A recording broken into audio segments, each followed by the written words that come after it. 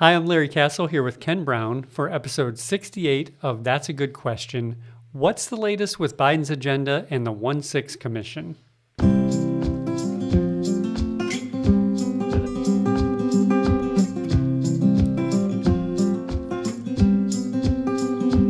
All right. So as you know, if you've watched That's a Good Question for a while now, part of what we do in this podcast is we hope to give a biblical perspective on current events, on things that are going on in our world, real life. And so we talk about directly biblical and theological issues like we did last week. We talked about the work of Satan, to what extent he can harass Christians. But we also like to comment on things that are in the news in order to help our congregation, first of all, our church, yes. But then also listeners we have from outside of our church. And we want to help them develop a sharper lens through which to see all that's going on in our world. So our listeners are, of course, not all the same. And so they don't have all the same interests. And I know some people don't care much when we talk politics and cultural stuff, but we have others who are really helped by it, right? That's absolutely true that not everybody loves the same stuff. And in fact, my own wife doesn't really like it much when we talk about the politics because she really has little interest in it. And for mostly good reasons. She's just locked into what she's called to do as a wife and a mother, as a pastor's wife and a follower of Christ. And she doesn't find that political discussions are really of much help to what she's doing. There's a lot to be said for just going about your business and letting the world do what it's going to do. But we do, as you said, we have others who are interested in these matters, or they interact with those who are. Right. And so they want to know all that they can about the issues. I've had several people contact me to say that those episodes where we discuss these kinds of issues have been of help to them, in particular to calm some folks down because they were inundated with fear-mongering on Fox News and from bombastic and sensational internet sites. And they were very convinced that as soon as Biden was inaugurated, all manner of mayhem was going to break loose. So these discussions have helped them a bit. It's ironic when I think about that, because you're right, that is what you'll hear. And it comes from all sides, but we're worried about it coming from our side. Exactly. I just remember years ago in my youth listening to a personality on the radio, and one of his popular lines he would rehearse is, "The only thing they have to offer is fear itself." I was making fun of liberals. Yeah. And so here we are wearing the same Yeah, do you remember label. that? Do you remember? It was Rush Limbaugh. It was Limbaugh saying Yeah. that. Okay, now that I'd forgotten that, but I was trying to resist revealing that I used to listen to Rush Limbaugh. Yeah, but that's interesting you say that, because what a reversal. Right. Right? Yeah. I mean, because my goodness, the other side, our side, is really invested in the fear thing. Yeah, and I think some of it's strategic. I don't know, some of it may be just people legitimately afraid. For not always for the best reasons, but some of it's just strategic, using their weapons against them, which is, why would we stoop? Why would we want to stoop to using things we've pointed out as being illegitimate? Right. So, in fact, back to what we were talking about last week, we talked about, not last week actually, in previous episodes, we've talked about those fears just several months ago, in particular, 2 months after the inauguration of Joe Biden, as we were concerned about how afraid some Christians, as we heard people talk, how afraid they were based on what they were hearing and what they were reading about, Joe Biden, a Democrat, being elected and what his plans might be. So it's probably a good idea for us to revisit some of what we said back then and help people see that the things that we get worked up about change really quickly. We forget what it was that we were afraid of before this most recent boogeyman was introduced, and is being touted as the thing that's going to end it all by our chosen news source. Right. So 7 months ago, one of the things people were worried about was Biden packing the court. So we said it wouldn't happen. What's the status? Yeah, and it's good to just keep a marker on some of those things. What were we worried about? And now 6-7 months later, for most people, when you said packing the court, guarantee you, most people go, "Oh, wow, I forgot about that." Yeah. Yes, and that's what will happen. And that's the reason the fearmongers are able to get away with it. Yeah, because they know that memory spans are short. Yeah. And so Just a news cycle or two. and so therefore we can say all kinds of things, and you forget that the things we claimed were going to happen didn't happen because you forgot them. We're now on to the next thing. But let's talk about where the court packing thing went. He appointed a commission to look into judicial reform, and I think that report's actually due out within a week. Now notice, he appointed a commission. It's a well-known tactic in Washington that if you want to put an issue aside, appoint a commission. Then when they can make that kills a bunch of time. You did something. Yeah. That wasn't really anything. Not to do anything. It right. looked like you did something. It did, exactly. Yeah. And then that takes months. And then they make their recommendations, which is what's going to happen in the next week or so here. And then you say, we'll look into these. Okay. Now, some may get implemented, but certainly not all, probably not even most, depending on what it is the recommendations are.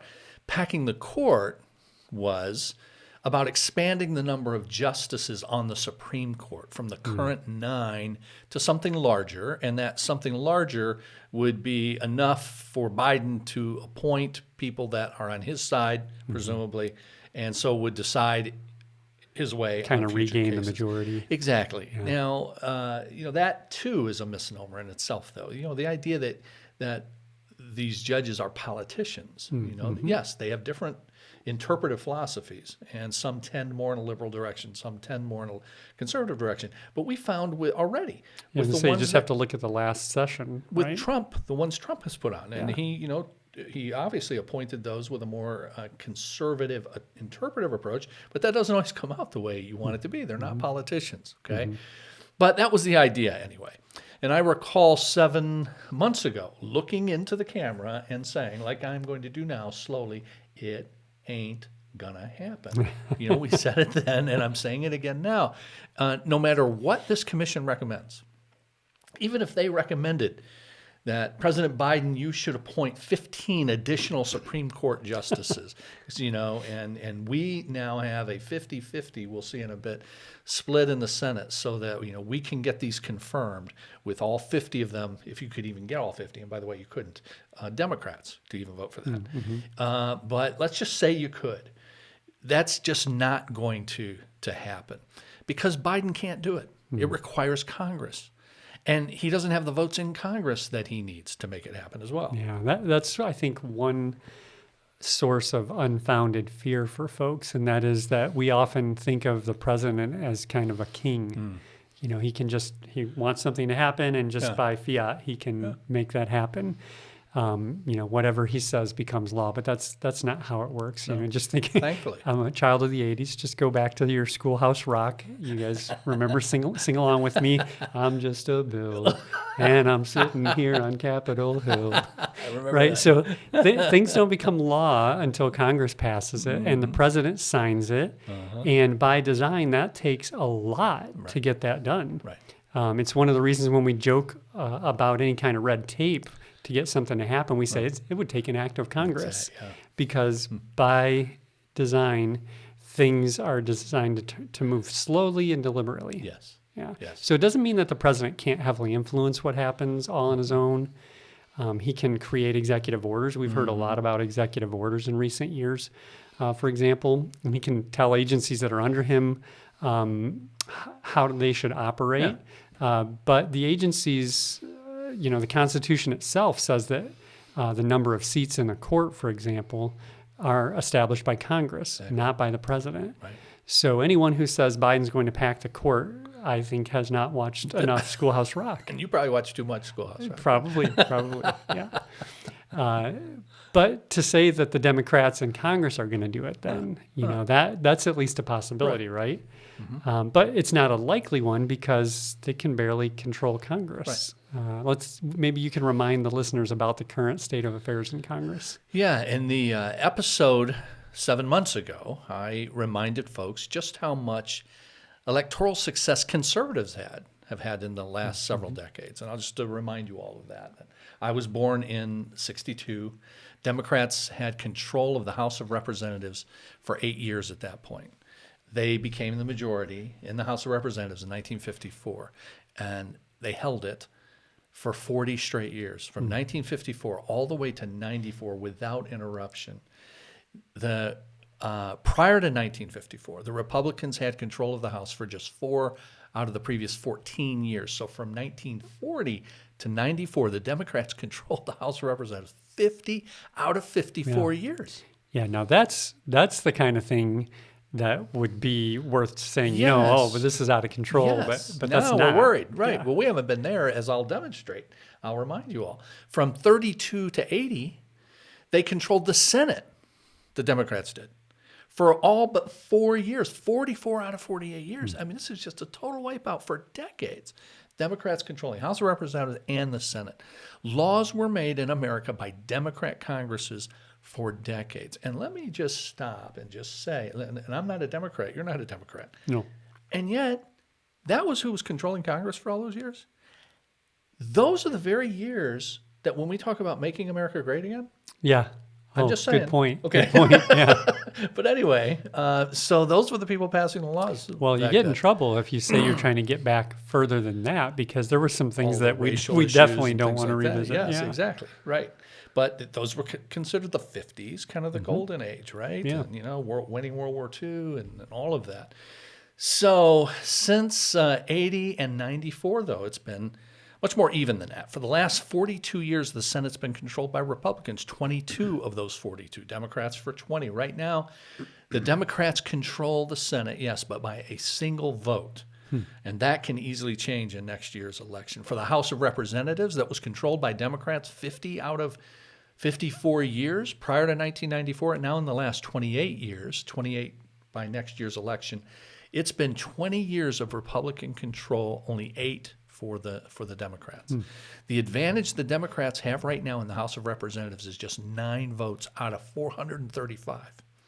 And there's an election next year in which the party that is in power in the White House, traditionally they always lose seats. In fact, on Because average, you can hang everything people don't like it's on their them. fault. It's Biden's fault, right? That's right. And yeah. so they get tired with that. That's why there's the back and forth. That's exactly, and it's about 30 seats that are lost on average. Wow. So next year, if the average holds, the Republicans would control the House by about 20 votes. And I was pretty young during the Clinton years, but that's why we had such a strong majority, if I'm remembering right, during the Clinton years.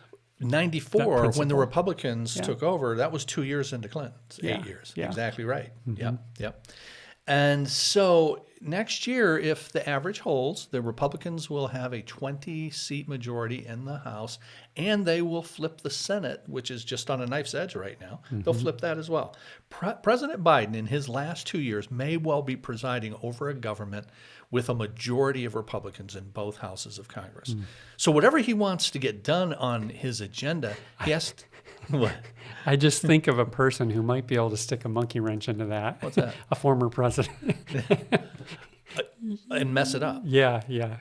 Depending on what kind of airtime. Oh, I've got things to say about that. Okay. Oh, no, All I've got right. things to say All about right. that for sure. Yeah, we're thinking We're on all the same same We are wavelength. on the same wavelength for sure. Absolutely. The former President Trump could really mess this. That mess might this be thing kind up. of a trump card, not a play on words that he's holding over people's heads. And I it can might help be you or hurt you. And he might be the trump card for the Democrats. Yeah. He could really help the Democrats Yeah. if he doesn't. He could really mess things up for Republicans. Yeah. But it's possible, and frankly should be the case, that Biden has only 1 year from now to get his agenda done. Because by November of next year, his party should not be in control of Congress. But Trump could mess that up, and I'll talk about that in a minute. Okay. Oops, I thought I was slicking to the camera switch away from myself here. So basically you're saying it's all but guaranteed that the Republicans are going to control Congress in over a year, basically. Well, all but guaranteed. That's a good way. It's nothing guaranteed, right? But I would predict it will indeed happen. But there is this wild card with President Trump. He's the guy who can destroy the Republican Party and is a long way down that road already. Just to be perfectly blunt, friends, just to be perfectly honest. When he came into office, Republicans had the White House, the House of Representatives, the Senate. They don't have any right now. He managed to lose to Joe Biden. Enough said, okay? Yeah. I mean, really, that takes some doing to do that. And you can cry that it was the umpires all you want, or you can, cry that it was your teammates or whatever. But You lose, you lost lose. to Joe Biden. Everything rises and falls on leadership. So. My own view is, had he handled the pandemic just half decently, he would be president right now. He didn't handle it half decently, and the reason he didn't is because he looked at it primarily through how he thought it would affect him politically rather than as a medical issue. And you say, well, how do you know that? How do you know how he was looking at it? Well, let me tell you how I know. You may not remember, but when the pandemic first started, recall that there were these cruise ships. Yes. And people and so there are these reports now, because this thing was brand new. You had like a nursing home in Kirkland, Washington, I think it was. That was the first place of outbreak. But now we got these cruise ships. We're getting these reports. People are on those, and now there's an outbreak. And so these cruise ships are off the coast of California, and they want to dock. I don't know if you remember that. And for days they're out there, and they're not allowing them to. Officials are not allowing them to dock, and Trump is saying publicly he does not want those ships to dock in California, and he gave the reason.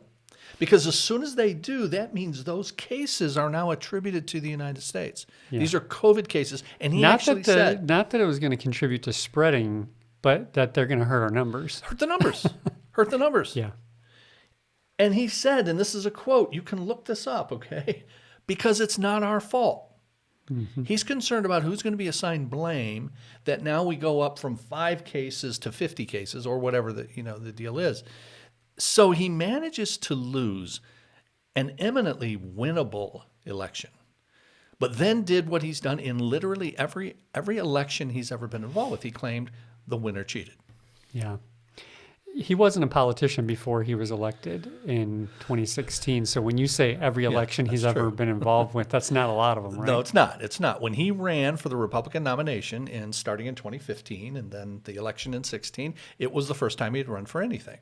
But first he had to win the nomination by winning a majority of the primaries in 2015 and into 16. And the first of those primaries was in Iowa. Well, guess what? He lost. He lost to Ted Cruz. You know what he said? Cruz cheated. That's exactly what he said. So his very first election, he loses the first primary of that election, and the first thing out of his mouth is Cruz cheated. Now, he went on to win, as we know, the majority of the remainder of the primaries. He won the nomination, but now he's running against Hillary Clinton in the general election campaign. He's behind in pretty much every poll. If we recall, nobody expected him to win. And he, therefore, is making preemptive excuses for his expected loss. Remember, it's been about 5 years now, but do you remember him saying it's a rigged system? It's a rigged system. It's a rigged election. If I don't win, this is a rigged election. And then he won. So it's not rigged. Yeah. Or apparently not rigged well enough, because he was able to... Or rigged correctly. But then he does exactly the same thing. I should interject. That was a joke. I'm not trying to say the election was rigged that caused him to win in 16. No. But I'm just wanting to make the case that he's been in 3 elections. He's been in primaries. He's been in a general election in 16. He didn't have to go through a primary as a sitting president in 20, so he had the general. He's been in 3. All 3, he has said exactly the same thing. So last year he did that. He sets up his excuse because he was behind in all the polls that he only loses if it's rigged. The only way I can lose is if they cheat. Now, it seems like an immature response, but in some ways, as I listen to speeches and things, I get that vibe like, man, that is just really almost infantile. But I think it's also very strategic. You know what I mean? And I think it's a poor reflection on us if we let somebody convince us of that time and time again. That's true, yeah. But he's setting up a defense. Yeah. He never loses. Yeah. If I lose, I didn't lose. Right. When I was a kid, I played hockey, played Little League, like playing stuff. I want you all to know, here and now, I never lost a game. Is those refs? Okay. Those umpires? Well, no, it was, okay, there was that too. We got ripped off that way. Skates weren't sharp enough? No, it's just that, sure, there were lots of times where the other hockey team had more goals, the other Little League team had more runs, but that was just because the game ended too soon. If we had kept playing, I would have been ahead at some point. And that's when the game should end. When you're ahead. And that's when the outcome would have been perfectly acceptable to me as a kid. Yes. Yep. So that sounds like keep counting the votes. Doesn't That it? makes me think of that. Recount the votes again. Just keep recounting them. So till how we get the does right thing. how does that affect this upcoming election? Yeah. Then how do you see Trump possibly messing? We talked about this earlier. I can think of ways. How do you see Trump messing up an otherwise sure thing for the Yeah. Republicans? Well, he's still complaining about his loss last year, and he's tying that loss last year now, believe it or not, to the elections next year in 2022. Now, these are elections that they should win in the House of Representatives, that they should win in the Senate. They may still do that. Whether he'll be able to mess those up, I don't know. But he's making a real college try, okay, at it. He's saying the so-called stolen election last year is the number one issue for next year. So he's forcing these poor souls to go out there and either defy Trump or have to take up Trump's mantle and make as their number one issue for 2022 the supposed stolen election for 2020. You've got in Virginia right now, Virginia's got this weird thing that they have their election for governor not in an even numbered year, but this year, here coming up soon in a few weeks. And so that's getting a lot of airtime because it's a very close election, and the guy who's the Republican running for governor there, Trump has endorsed him. But Trump is trying to tie the stolen election to this election. He wants this guy to talk about that. So just yesterday, it might have been the day before, forgive me, but just within the last couple of days, there was a rally for this guy for governor, and Trump showed up by video at this thing.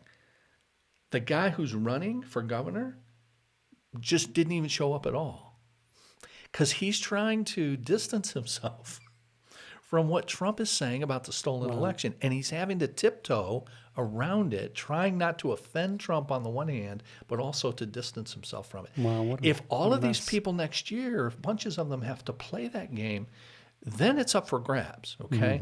So what's that going to do for next year? If he continues to say our election system does not work while producing no proof to a court or a legislature or to anybody else, the danger is this: Republicans won't vote.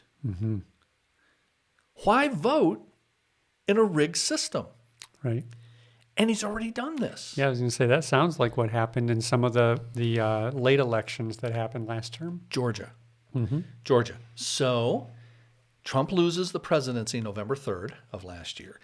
But it happens that Georgia's got this weird runoff election on January the 5th. Every state only has 2 senators, and both of Georgia's senators were up for re-election. That almost never happens. It was a retirement and a weird set of circumstances that resulted in it.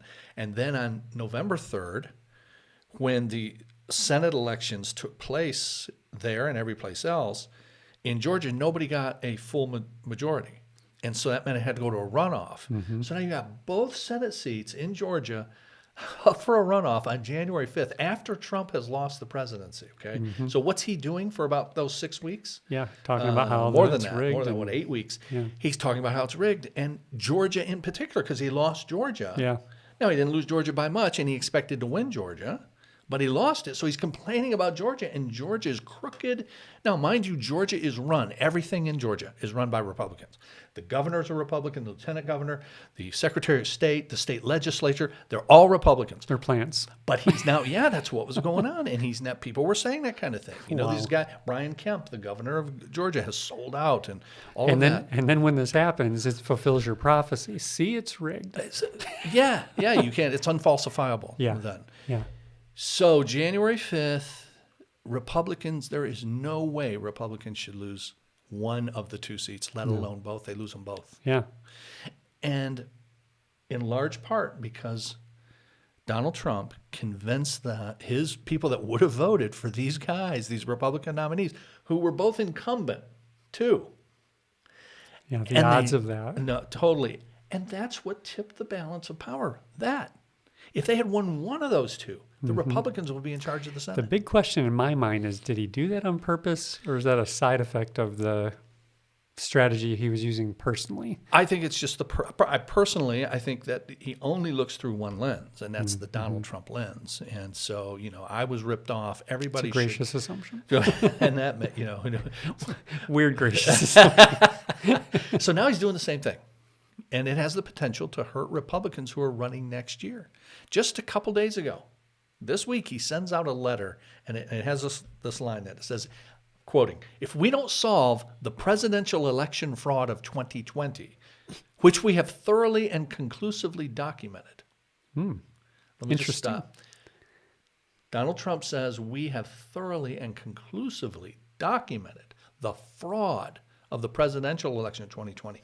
Now, I'm pretty interested in this stuff. If you say something enough, Yeah. Where? I'm looking. Arizona, we did a recount. And Biden got extra votes out of that. Michigan's Republican legislature looked into every single claim of fraud in Michigan. None of them, zero, nada, panned out. So he's just saying it's thoroughly and conclusively documented, but we're still looking for the documentation on that. So if we don't solve the presidential election fraud of 2020, which we have thoroughly and conclusively documented, Republicans will not be voting in 22 and 24. He just out says it, don't vote. It's the single most important thing for Republicans to do, and that is solve the fraud, the non-fraud of this 2020. And if we don't, Republicans will not be voting. Well, guess what? If he keeps saying that kind of thing, Georgia's going to happen over again. yeah. So that's how it could get messed up. Wow. Well, as one Republican, I hope that the Republicans are smart enough to ignore that and know that So far, to they see haven't through shown a that whole lot smoke of that. screen. Yeah. When I say it's the population, Oh. we're talking about voters, Yes. right? Okay, I see what you mean. Yeah, so- you're right. Well, related to the stolen election claim, we know that based on that, there was the rally at the Capitol on January 6th, and that ended with thousands of people storming the Capitol building. And if the former president's still making that claim and millions of people believe him, then there could be more of that kind All of right. action. I am personally concerned about that very thing. I am concerned about that. I'm choosing my words carefully. Do not worry. Do not be anxious. But I see that. I am concerned about that. We're now setting up a system in which if one party does not win, then millions will believe the election was fraudulent just by virtue of that. We didn't win. If you believe your country's being stolen, then some will also believe that they have to, as a matter of duty, take matters into their own hands to get it back. That's exactly what these folks were doing. I mean, to be fair, and I have to really go out of my way to be fair to the people who stormed the Capitol, but to be fair, they were lied to, and they had come to believe that this was the only remedy.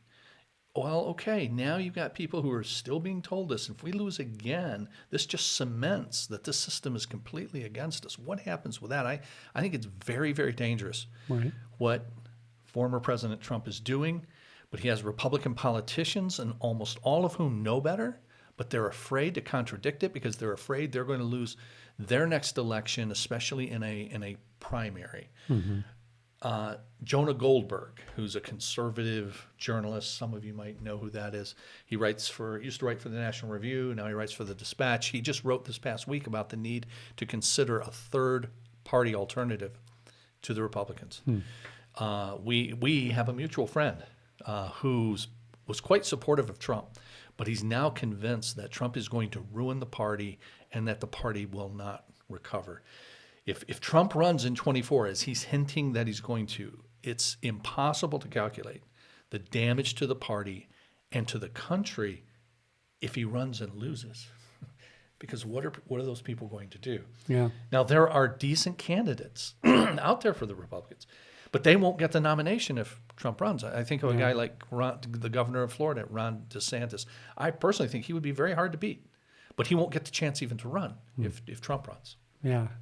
It seems really important that what happened on January 6th really be brought out into the light, because those we need to see those who are responsible for that held accountable. And the goal would be so that that doesn't happen again. So it doesn't happen again. And see, the problem is many people think this is a one-off. And my concern is, no, it's not a one-off. The conditions are being set up right now for it not only not to be a one-off, maybe to be bigger next time. I mean, I just hate to be apocalyptic about that, and I'm not. I'm actually the guy trying to tell people don't be fearful most of the time, right? And I'm not fearful. I'm just simply saying that's what I see. That's what I am concerned about, the conditions being set up for this thing. Yeah, I mean, you don't have to look very hard to find folks, conservative-leaning folks online talking that way. Oh, for sure. Yeah, for sure. it's all over the place. So, you have Mike Pence making it a one-off thing. He was on Fox News a couple of weeks ago, Mike Pence. And Pence says, I see why the Democrats want to keep talking about, quote, one day, a single day in January. So he just wraps it up in a single day in January. That's amazing that guy, Of all people. who had to run whose for his life was in danger. Yeah. a single day in January. Because they want to, obfuscate what's going on with Biden's agenda and all that. So then he just politicized one day in January. Well, listen, if it's one day in January, if I were convinced of that, and this is all over and it'll never happen again, I'm just not convinced at all. And I therefore agree with you that this commission does need to do its work, and we need to find out what happened here so that hopefully it can be kept from happening again. So they've started their work. They've been doing interviews. They've been requesting and even subpoenaing documents and people to appear. There's, in the last couple of weeks, a lot of news about 5 people in particular that they had subpoenaed to testify, and those people have not shown up to this point. Steve Bannon being one of those. He was a senior advisor to Trump. He was involved in the planning of that 1-6 protest. And he said, I'm not coming. And Trump has told those people not to go, that they can, he says, invoke executive privilege about conversations with a president. He's no longer the president. So it's very doubtful, to put it mildly, that he can invoke, that there's even a valid privilege claim to be made. Yeah. So now the commission for Steve Bannon just yesterday issued a contempt of Congress citation. They refer that to the Justice Department, then the Justice Department then has to take action on it. So we learned from a Senate report released in the last 2 weeks that this coup attempt on January 6th was being planned between November 3rd and January 20th, before Inauguration Day, and it involved people at the highest levels. Just during the lame duck session, when after a president loses and there's a transition going on, usually there's not much news. The only news is that the new incoming administration has said, I'm going to appoint so-and-so as my Secretary of State and so on, and they are meeting with their counterpart to do a handoff and all of that, and the presidents would do that. Well, none of that happened here, okay? And Trump didn't even show up at the inauguration, as we know. He didn't meet with Biden, any of that. But here he is in this lame duck session, and he's replacing people in the government. That's highly unusual. I can't ever remember that happening. People being replaced in the government in the final 2 months of a president's tenure. And these weren't just people in low level. These were high-level positions in the Department of Justice. For example, the U.S. attorney in Atlanta resigned abruptly during this transition period and didn't say why, just said he was resigning. He has now talked about why he resigned, and it was because he said Trump demanded that he say the Georgia presidential election was fraudulent. Bill Barr, who was the attorney general and who had been extremely supportive of Trump in a frankly demoralizing way for a guy like me in the way he did this, but even Trump told him, I want you to go out and say it was fraudulent. He looked into the claims. He made a public statement, thankfully, that said, we haven't found it. We don't see it. He ended up resigning in December. Trump looked for people at the Justice Department who would say what he wanted. Barr had resigned. Now you have an acting interim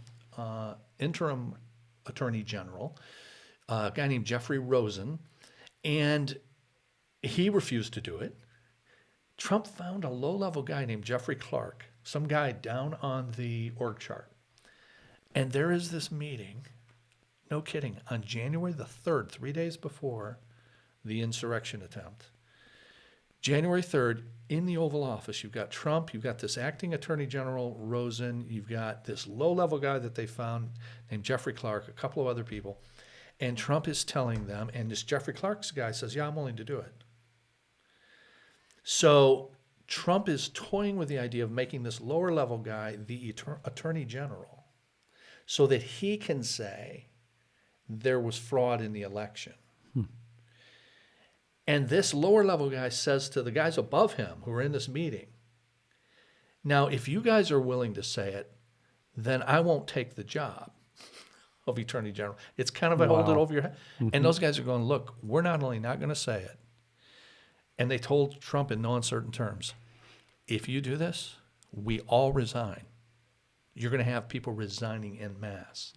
And they talked him out of it. He backed down because of that 3 days before the coup attempt.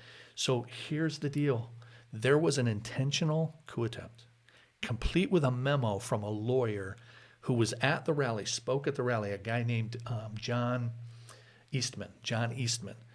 So look up the John Eastman memo. He's got 6 points on it. And he gives a way, supposedly, that they could go about decertifying all of these states' election results. But Pence would have to go along with it. We know, thankfully, Pence did not, and he ended up running for his life. There will be more to discuss about that in the days ahead, as it's the single largest concern that I have about our politics right now. The lie that the election was stolen and that our elections cannot be trusted, despite there being no proof for that. That has the potential for revolution. And it could make what happened on 1/6 look like just a dress rehearsal. Yeah. And, that's an immediate concern, a political concern. And I just think about our pattern, the reason for having this podcast, much of what we do at the blog and what we teach at our church. Longer term, Lord willing, this too shall pass. Yeah. But our reputation as people who care about truth Where were you when is it in the happened? balance. Yeah. Well, right. I mean, how we handle this and how we, what we propagate and spread with or without supporting evidence. So we'll need to revisit that, as, like you said, that's quite a concern, and you've raised it. If it comes even close to that, it's something we'll need to be aware of and respond to on the program. So back to what people were afraid of if Biden got elected. We talked a lot about that in earlier days. He couldn't, in fact, pack the court because only Congress can do that. But Democrats have a single vote majority in the Senate, so you don't see that happening. And it's actually 50-50. The vice president breaks the tie, so they have really just the slightest of majorities. So with that slim majority, they really can't pack the court. No, but here's the sad part. The people that made that court packing claim months and months ago, they all knew that could not happen. Yeah. They lied. And I don't use lied. And you're talking about people in the news? You're talking about politicians who said this That's correct. In their official and office? I don't say lied. I think we said on one of these podcasts, I don't think it's proper to say George Bush lied about going into Iraq personally. He was wrong. And he presented evidence that turned out not to be true, but I don't think he knew it was true. That would be lying. He thought it was true. He thought it was true. He was just wrong. And so, and both sides do that, and so I don't think it's right to do that. And so that would be a case of saying something's true when you haven't sufficiently proven it's true. It's still, but when I say lied, then I use it advisedly. But I'm saying it because I know they know that what they were saying was false. They lied for clicks. They lied for viewers. They're still doing it. If you were told by your chosen news sources, and you were told that the election was stolen, and then now you were told that the court was going to be packed, then you need to know that they intentionally lied to you, and you need to stop watching and you need to stop reading. That's my advice. Yeah, good advice. So what about socialism? We were told that if Biden was elected, we're all going to be socialists. And one of the reasons we're susceptible to fear is we don't know the safeguards that are built into our system. Like we said, the president is not only not a king, he also cannot spend a single dime. That's not authorized by, not a dime. That's not authorized by Congress. Our Constitution gives the power of the purse solely to Congress. So even if Joe Biden wanted to spend $30 trillion on whatever, the truth is he can't spend 30 cents without Congress. We see the president's importance on spending or non-importance, frankly, on spending with what's been dominating Congress the last couple of months. Everybody's heard about the infrastructure bill, and then it's been called another one called the reconciliation bill or the Build Back Better bill, and it gets so confusing. You got these two separate things, and real quickly, the infrastructure is, roads and bridges and all that stuff. It's about $1.2 trillion, ton of money. And then there's this other one that is called Build Back Better or Reconciliation, $3.5 trillion. They're separate, so this is 4.7 total if you put them together. Republicans and Democrats actually agree on the first one, $1.2 trillion for the roads and the bridges. But because the Democrat majority is so slim, they have a group of about 60 of their own liberal representatives who've said, we're not going to vote for the 1.2 unless we're guaranteed the 3.5. Well, the 3.5 contains all sorts of stuff that you really could call a kind of socialist wish list. I mean, it's just the kitchen sink. And you have two Democrat senators of that 50, you mentioned 50-50. Two of those, Joe Manchin and Kyrsten Sinema, you might be hearing about them a lot on the news or have been hearing about them. They have said, we're not going to go for that 3.5. So they're stuck. So you're going to wind up with something much lower than that 3.5. You have to, like maybe $2 trillion instead of 3.5. Now that's still a ton of money, but it's less than what $2 trillion for that would be less than what Trump and McConnell, when he was in charge of the Senate, together spent in a single year during the pandemic. So if you want to call it socialism, you're going to have to call it socialism on both sides. Ouch. So there was another item, the filibuster, too, that folks were told would go away, and then Democrats could just do whatever they wanted in the Senate with the 50 votes they have. That hasn't happened either. And it won't happen, at least not across the board, and maybe not at all. The filibuster is a Senate rule that allows a single senator to keep a bill from being voted on, and then it takes 60 votes to override what that person is doing. Since the Democrats have only 50, then a single Republican senator can keep things from moving forward. Now, there is talk of voting 51-50 with that slim majority they have to get rid of that rule, which would be possible, except people like the aforementioned Joe Manchin, he's already said, I won't go for that. So they don't have the votes to get rid of the filibuster. And they don't have the votes to pass things on their own with the filibuster. So the only exception to the filibuster right now is for judicial appointments. So they can just go do anything they want because they have the majority and all that. It's just they can't because there is a filibuster, and because they have such a slim majority, they can't get rid of the filibuster.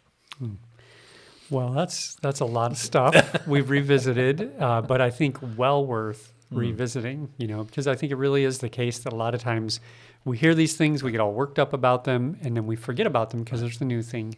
But revisiting these helps us better evaluate our sources and our processes of thinking through. So, well, thank you all for joining us. As I remind you each week, be sure to subscribe to our YouTube channel, hit that notifications bell so you are reminded when our new episodes come out every Saturday at 2 p.m. And we look forward to seeing you in the next one. If you have a question you'd like us to consider, you can send that in to our email address, info@cbctrenton.com, or text it to us at 97000.